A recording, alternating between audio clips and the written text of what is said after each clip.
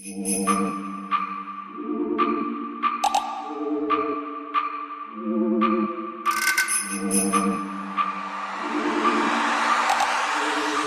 à toutes et tous, on se retrouve aujourd'hui pour le test et présentation d'un boîtier pour disque dur externe de la marque Bluestorq.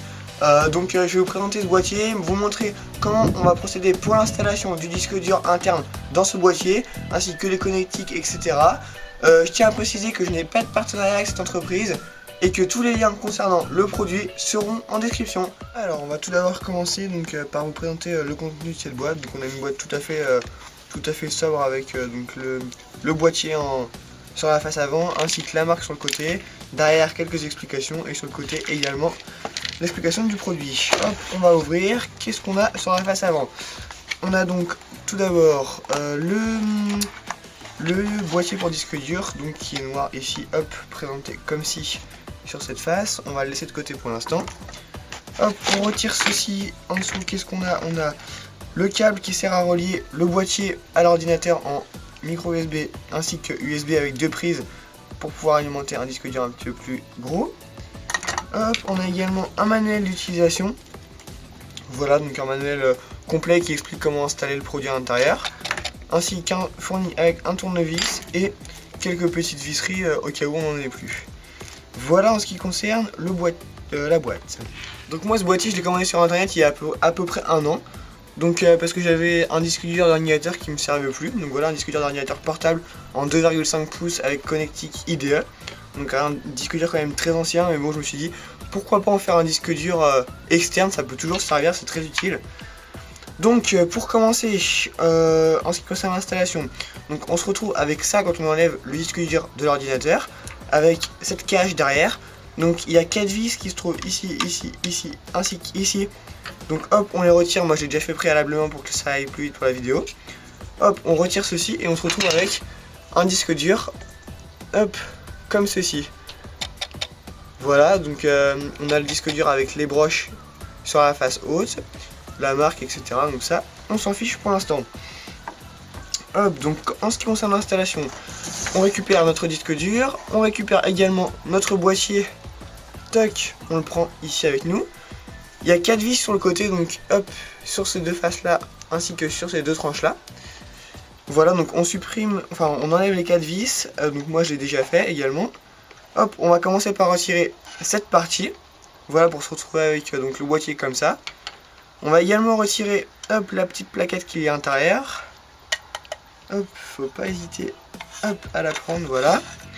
Donc voilà, on se retrouve avec donc notre boîtier d'un côté, ainsi que notre plaquette de connexion de ce côté-ci. Alors là, sachant qu'on a un disque dur avec des connectiques IDE, on va prendre le côté où il y a les broches, la prise IDE, puisque ce disque dur est compatible avec les disques durs SATA ainsi que IDE. Voilà, on a une prise de chaque côté. Si on veut brancher un SATA, on le branche ici. Un IDE, on va le brancher ici, donc dans un sens ou dans l'autre. Moi je branche en l'occurrence mon IDE. Donc pour le brancher, hop, ce qu'on fait c'est qu'on met les broches comme ceci, les deux broches on les laisse sur le côté, hop, puis on va simplement tac, pousser, et voilà, là il est encastré, il est dedans, il va pas bouger. Voilà, donc ce qu'on peut faire après c'est que excusez-moi, on peut revisser l'arrière, hop, ici, donc pour que ça soit plus sécurisé, pour pas que le disque dur bouge à l'intérieur. Et voilà, le tour est joué, c'est très simple d'installation. Ensuite, qu'est-ce qu'on va faire? On va simplement re-rentrer ça dans le boîtier, dans le même sens qu'on l'a sorti. Voilà, hop, on pousse bien au bout pour qu'il soit bloqué dans cette partie-ci et on vérifie bien que donc les ports soient au bon endroit. Voilà. Ensuite, on va remettre le cache du disque dur, donc dans le bon sens puisqu'il y a un sens. Alors attendez, tac, comme ceci il me semble. Voilà. Ah non, c'est pas dans ce sens. Alors attendez. Si pourtant ça doit être dans ce sens là. Voilà, on le remet comme ça. Tac. Ensuite, donc là on a notre disque dur inséré dans notre boîtier, donc on a déjà quelque chose de très propre. Il ne reste plus maintenant qu'à revisser les vis du boîtier, donc c'est des vis noires, on en revisse sur ces parties-ci. Alors attendez, hop, faut pas que je les fasse tomber. Voilà, donc avec le tournevis qui nous est fourni, on a simplement besoin de revisser toutes les vis, voilà, comme ceci. Hop.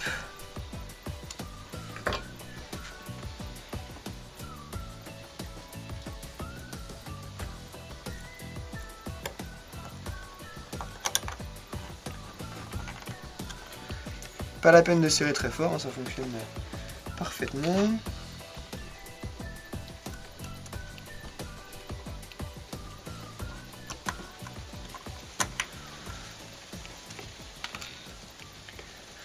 Alors oui, j'ai oublié de le préciser, mais ce boîtier peut contenir des disques durs d'une capacité maximum de 750 gigabits en format 2,5 pouces, donc SATA ou IDE, avec une vitesse de lecture de 480 mégabits par seconde.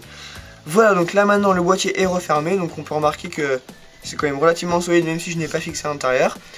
Donc qu'est-ce qu'on peut trouver sur ce boîtier? Donc on a tout d'abord la face avant avec la marque, donc c'est un boîtier en inox noir, donc très élégant. Sur cette partie-ci, on a donc de ce côté-là la prise pour le branchement, ainsi que de ce côté-là la LED. Voilà, puis en dessous on a quelques inscriptions très simples. Hop, on peut reprendre notre câble, le brancher dans notre disque dur. Et maintenant voilà, on a un disque dur qui est tout à fait prêt. Il ne restera plus qu'à le formater sur Windows ou sur Mac, puisque ce boîtier est compatible avec les deux logiciels, enfin les deux OS.